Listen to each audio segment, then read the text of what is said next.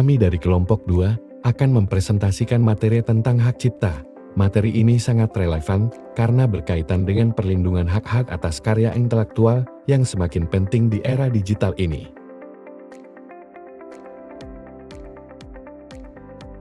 Sebelum memulai, izinkan kami memperkenalkan anggota kelompok. Muhammad Naufal Husaini dengan NPM 504239664. Muhammad Syafiq Maulana dengan NPM 51.423.021. Muhammad Irgi Adrian dengan NPM 504239446. Rafli Aulia Alif dengan NPM 514239190. Kami berharap penjelasan kami dapat memberikan pemahaman yang lebih mendalam dan bermanfaat. Mari kita mulai. Baik, di slide ini kita akan membahas tentang pengertian hak cipta.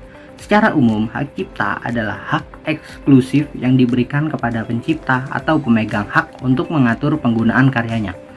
Hak ini mencakup aktivitas seperti memperbanyak, mendistribusikan, hingga menampilkan atau menyebarkan karya ke publik. Tujuannya adalah untuk melindungi karya dari pembajakan atau plagiarisme dan memberikan apresiasi yang adil kepada pencipta. Berdasarkan Undang-Undang Nomor 19 Tahun 2002, hak cipta muncul secara otomatis begitu karya diciptakan tanpa harus melalui pendaftaran.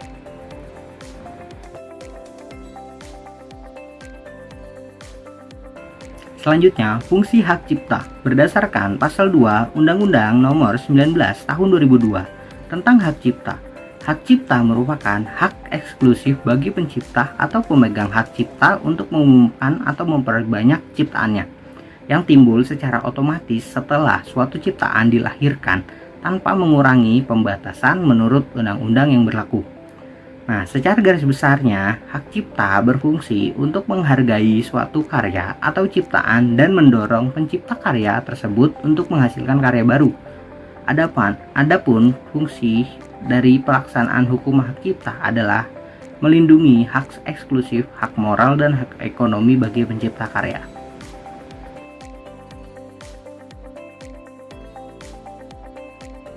Nah, selanjutnya mari kita lihat fungsi hak cipta. Hak cipta bukan hanya sekedar memberikan perlindungan hukum kepada pencipta, tetapi juga memiliki beberapa fungsi penting. Nah, yang pertama itu ada hak eksklusif. Hak eksklusif adalah hak pencipta karya untuk mengontrol mekanisme kepemilikan juga distribusi dari karyanya. Nah, ini berarti siapapun yang ingin menggunakan atau menyalin atau memperbanyak dan menjual suatu karya cipta harus mendapatkan izin terlebih dahulu dari penciptanya. Dan yang kedua ada moral. Hak moral berarti walaupun karya tersebut telah dibeli, pembeli harus tetap mencantumkan nama pencipta karya.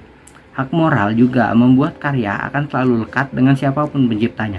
Dan yang ketiga ada hak ekonomi. Hak ekonomi berarti pencipta karya berhak mendapatkan imbalan ekonomi dari pihak-pihak yang menggunakan karyanya, di mana pihak yang ingin menggunakan karya tersebut dapat menjadi pemegang hak cipta dengan izin pencipta melalui perjanjian.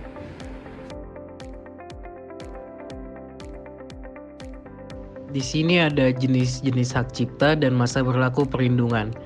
Berdasarkan pada Pasal 40 Undang-Undang Nomor 28 Tahun 2014 tentang hak cipta, karya-karya yang diberikan hak cipta adalah karya intelektual yang ada di dalam bidang ilmu pengetahuan sastra dan juga seni.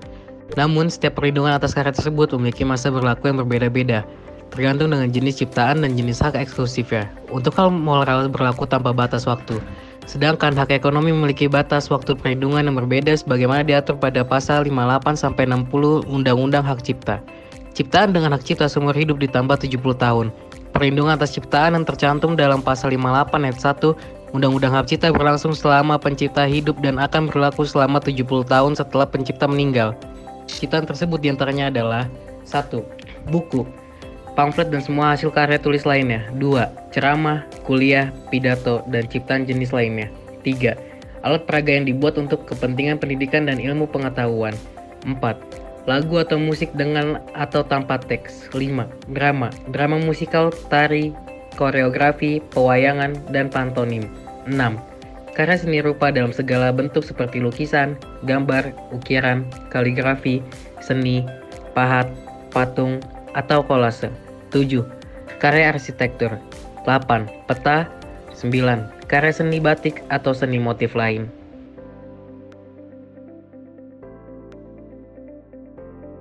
Jenis-jenis hak cipta dan masa berlaku perlindungan.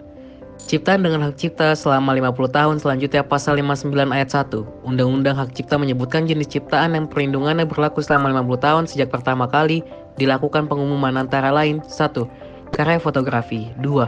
Potret. 3. Karya sinematografi. 4. Permainan video. 5. Program komputer. 6. Perwajahan karya tulis. 7. Terjemahan, tafsir, saduran bunga rampai, basis data, adaptasi, arrangement, modifikasi, dan karya lain dari hasil transformasi. 8. Terjemahan adaptasi, arrangement, transformasi atau modifikasi ekspresi budaya tradisional. 9. Kompilasi ciptaan atau data, baik dalam format yang dapat dibaca dengan program komputer atau media lainnya. 10. Kompilasi ekspresi budaya tradisional. Ciptaan dengan hak cipta selama 25 tahun, pasal 59 ayat 22. Undang-Undang Hak Cipta menjelaskan ciptaan berupa karya seni, terapan berlaku selama 25 tahun, di mana perlindungan hak cipta berlaku sejak pertama kali dilakukan pengumuman atas hak tersebut. Ciptaan dengan hak cipta tanpa batas waktu khusus untuk ekspresi budaya tradisional yang dipegang oleh negara, maka perlindungan atas hak ciptanya berlaku tanpa batas waktu. Hukum hak cipta secara internasional pernah diatur dalam Konvensi Bern, Konvensi Roma, Perjanjian Hak Cipta WIPO, Perjanjian Pertunjukan dan Fonogram WIPO, dan Fair Access to Science and Technology Research Act of 2015. Hak cipta di Indonesia diatur dalam Undang-Undang Republik Indonesia Nomor 28 Tahun 2014 tentang hak cipta yang dikeluarkan pada tanggal 16 Oktober 2014. Perjanjian Hak Cipta WIPO, perjanjian ini menurut ketentuannya sendiri berdasarkan pasal 1 dianggap sebagai perjanjian khusus berdasarkan Konvensi Bern. Perjanjian ini memberikan perlindungan tambahan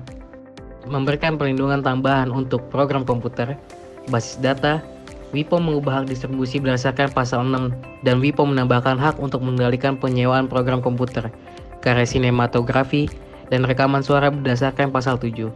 Terakhir, WIPO membuat pembatasan serupa dengan yang ada dalam Digital Millennium Copyright, yang secara umum membatasi pihak-pihak untuk menghindari perlindungan hak cipta digital berdasarkan pasal 11 dan mencegah penghapusan atau perubahan manajemen hak cipta berdasarkan pasal 12.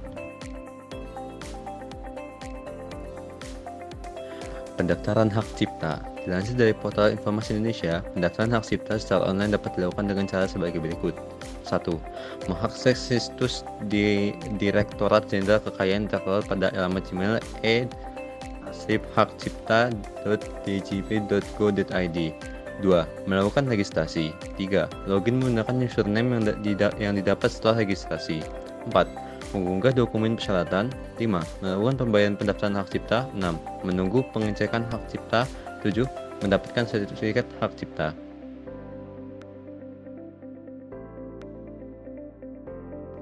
Sanksi pelanggaran hak cipta. Sanksi pelanggaran hak cipta bertujuan untuk memberikan efek jera kepada pelanggaran dan melindungi hak serta kepentingan pencipta atau pemegang hak. Di Indonesia, sanksi ini diatur dalam Undang-Undang Nomor 18 Tahun 2014 tentang hak cipta. Yang pertama, sanksi pidana dapat diterapkan untuk pelanggaran berat seperti pembajakan atau penggunaan ilegal karya secara komersial. Pelaku pelanggaran berat bisa dipidana dengan penjara maksimal 10 tahun atau denda hingga 1 miliar. Kedua, sanksi perdata memungkinkan pencipta mengugat di pengadilan untuk menuntut ganti rugi finansial dan menghentikan penggunaan karya ilegal. Pencipta juga berhak menuntut penyitaan atau pemusnahan barang bajakan, seperti DVD atau software ilegal.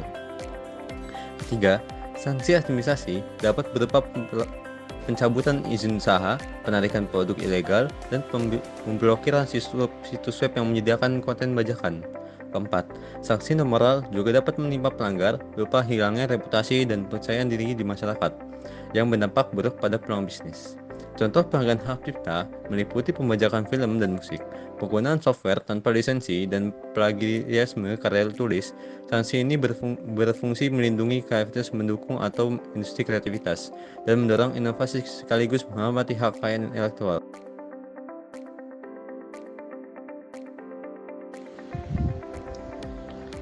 Hak cipta adalah hak eksklusif yang diberikan kepada pencipta atau pemegang hak untuk mengontrol penggunaan karya intelektual mereka. Hak ini melindungi hak moral dan hak ekonomi pencipta, memberikan imbalan finansial, serta memastikan nama pencipta tetap dihormati meskipun karya telah dijual atau dipindah tangankan.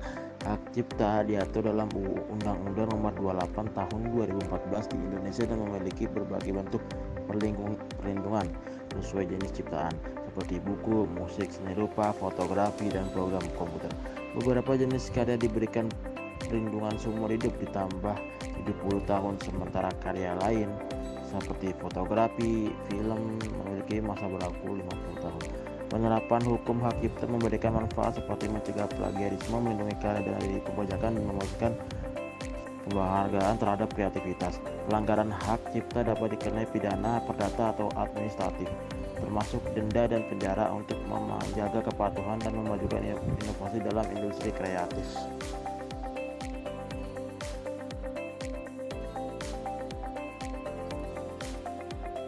Demikianlah presentasi dari kami mengenai hak cipta. Kami berharap materi ini dapat menambah wawasan dan kesadaran tentang pentingnya melindungi karya intelektual. Sekali lagi, terima kasih.